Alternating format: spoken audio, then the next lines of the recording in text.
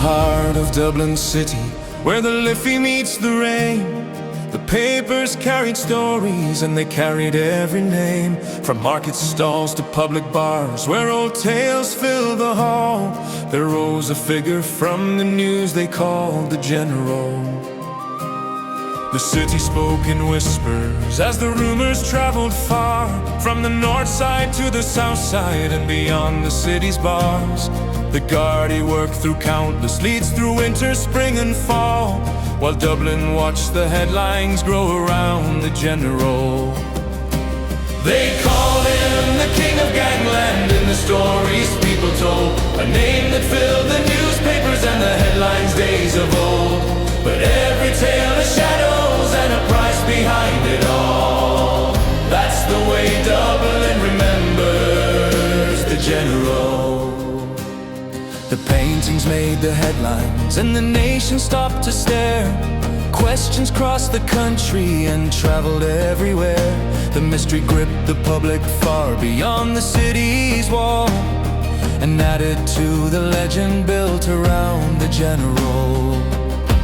Then came the talk of O'Connor's and the jewels in the news. The reporters chased developments while many shared their views.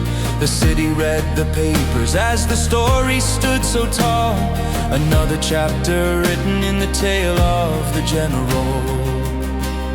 The years rolled on and stories grew with every telling told. Some grew larger than the truth as memories grew old. Yet Dublin still remembers when the evening shadows fall, the man who filled the headlines as the General.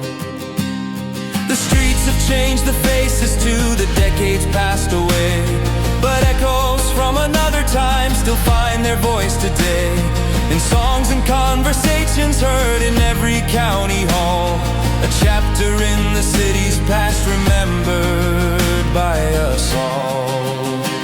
They called him the king of gangland in the stories people told, a name that filled the newspapers and the headlines days of old.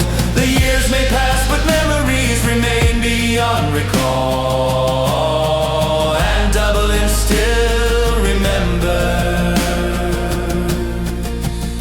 the General.